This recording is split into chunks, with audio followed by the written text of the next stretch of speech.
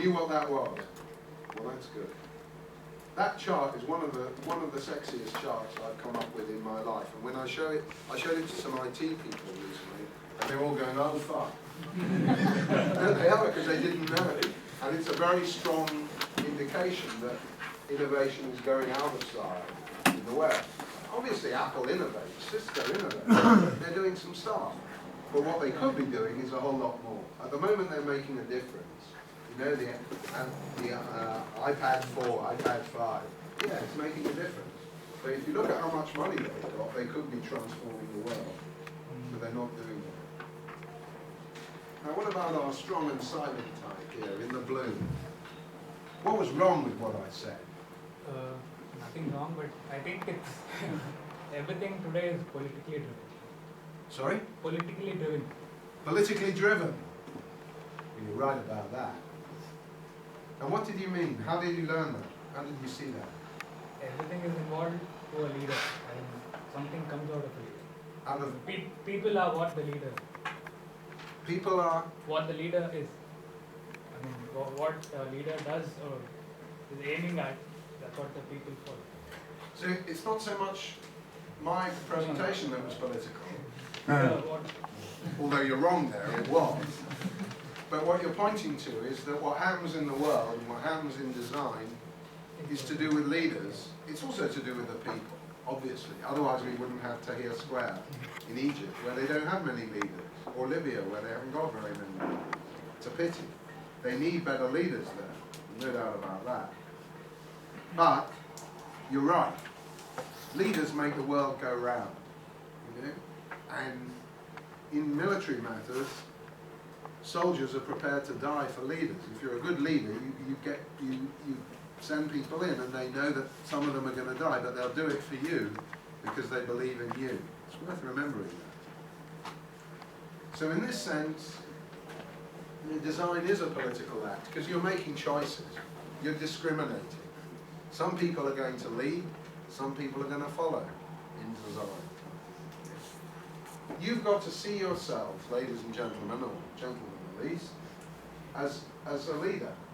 That doesn't mean you strut around going, "I'm a leader." No, that's not what we're talking about. It does mean that you've got to aspire to be a leader. You've got to want to be a leader. And you've got to test yourself, am I good enough to be a leader? And right now, you're not, any more than I am. I only got to lecture to you guys, A, because I'm old, and B, because I did ask myself, are you any fucking good, Joe?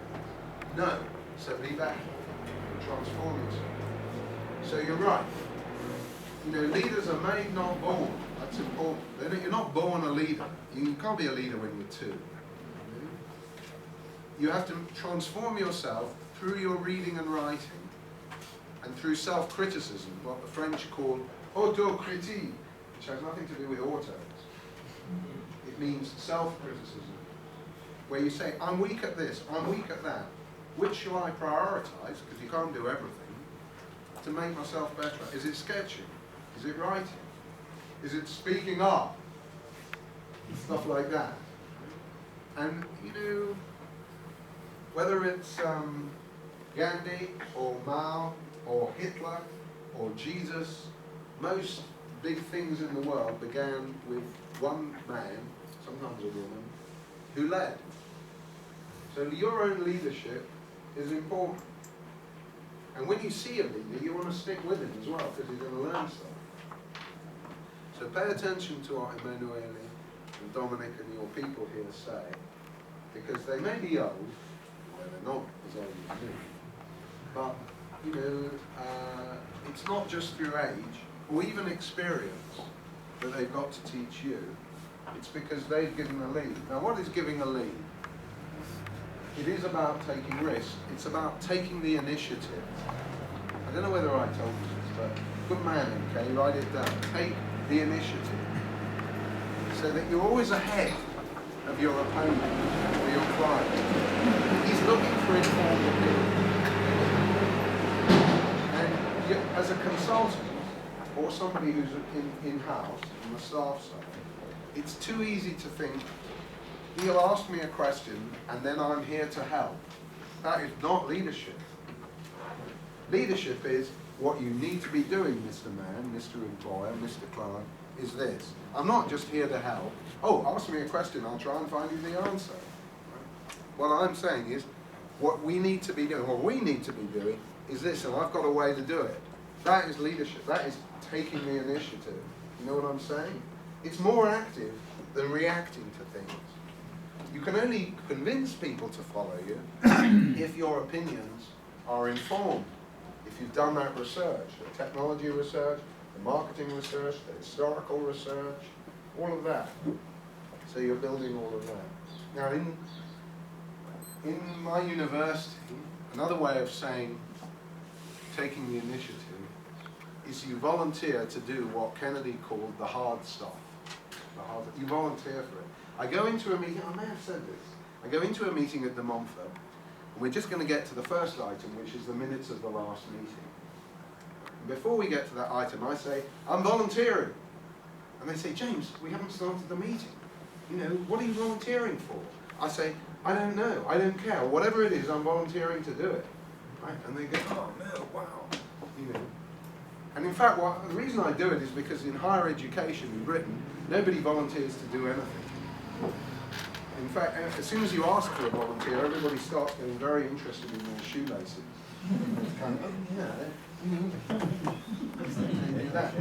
So in order to scare them and to change and to transform the situation, I say I'm volunteering. I don't know what it is. It doesn't matter. I'm going to do it. Right? It's rather childish. Okay. But the consequence is actually that they never ask me to do anything because they're so scared about somebody volunteering. They think, oh, it's a bit risky. Well, I'll do it.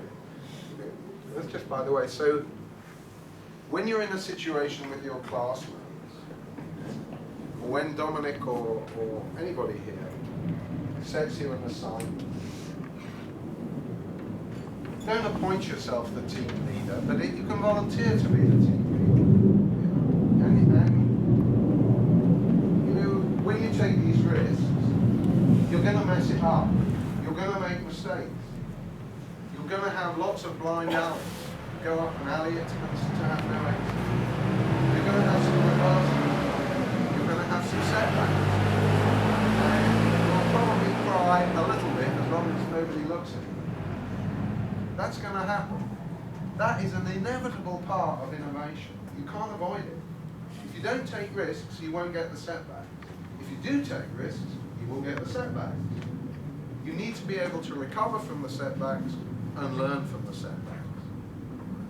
Take the initiative, get knocked back, come at it again. Right? It's just like cricket and everything else. When you get a reversal, you absorb it, you're sad about it, you recover from it, you learn from it, and you go out again. Now let's have some